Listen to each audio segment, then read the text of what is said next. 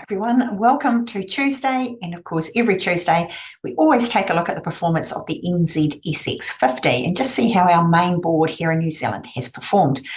Now just before I jump across and share just remember that this is for educational purposes only, definitely not intended to be personalised financial advice. If you're looking for that, then you do need to go and have a chat to your own financial advisor. Right, let's take a look and see how our market performed last week.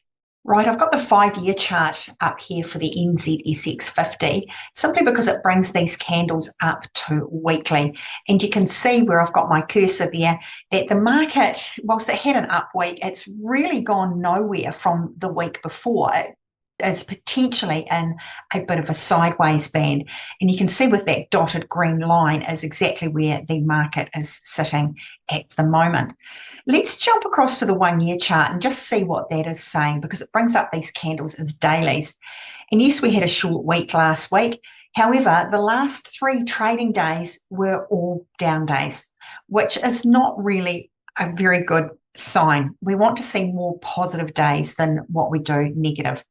And you can see here that on Tuesday, when the market opened, that's quite a bit of volume that happened on that day. It was just over 1.5 million, but it was quite a significant amount that went through. In fact, the market opened at 13,421 and it closed at 13,304. So it was quite a big drop on that particular day. And then, even though on Wednesday, it's interesting, that red candle is up, there was obviously a lot of after hours trading or pre-market trading. And what happened is the market actually opened higher than where it closed on Tuesday, but it still went down. And then Thursday's trading, you can see there are some wicks and tails appearing on this particular candle. So you were having a bit of a tussle, if you like, between the buyers and the sellers. Obviously, the sellers did end up winning on Thursday. And the market there, you can see, closed at 13,444. Now, I'm recording this on Monday morning, and we've got pre-market trading already, and the market's down about $23.28. That is quite insignificant. But let's go and put our moving averages on and just see what they're telling us. We'll pop on the 30 exponential. And if I just leave that there, you can see the market on a daily basis is trading below that 30 period moving average. That to me is immediately a sign that we want to stay out. Yes, I've got this on the daily candles, but that is something that I look at as well. Let's take a quick look at the weekly to see what it says. At this stage, the market is trading above that 30-week moving average. But like I just said, I also like to go into the daily just to get a little bit more clearer confirmation as to what's happening.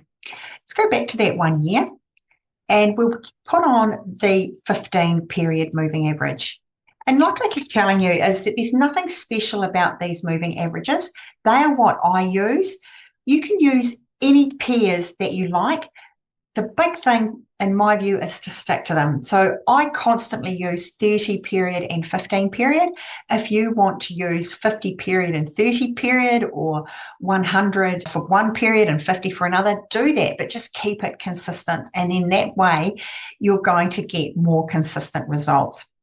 Right, you can see here when I put that 15 period moving average on, we have had it fall through the 30, and the share is trading, or the indices is trading below both of those. That is a warning sign.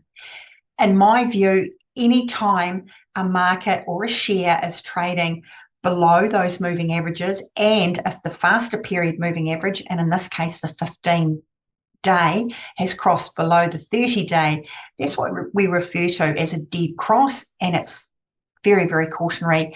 And for me, I just stay out. We'll have a look at the 5-year chart. And you can see that the market is trading below that 15 week moving average. However, those moving averages haven't crossed yet. And that's why I like to use both the weekly candles and the daily candles. I like to look for setups and things using the weekly candle just to make sure that how the overall market is going. But then when I look at entering a new position, I will always go and take a look at the daily candles. And the reason for that is because those daily candles are moving a lot quicker naturally than the weekly ones. And sometimes it can allude to something happening before we actually see it come through onto the weekly. So that's why at a high level, I will go through and do my research on the weekly reports, but then just go through and look at the daily candles just to get that final confirmation as to what's happening. So at this stage, for me, it's just a wait and see game for the New Zealand Stock Exchange. We especially saw the Australian market sell off quite heavy during the week last week. Could be something to do with that as well. Who knows? I just look purely at the charts. Now I'll stop sharing. Now come back on Thursday. One thing that I have been looking at is just going through the Smart Shares or Smart Invest ETF options. And one that's come to my attention this week is the Total World Fund. It's a hedged fund and it invests globally, naturally, but it is hedged back to New Zealand dollars. So we'll take a look at that and see what you think. So until Thursday, take care.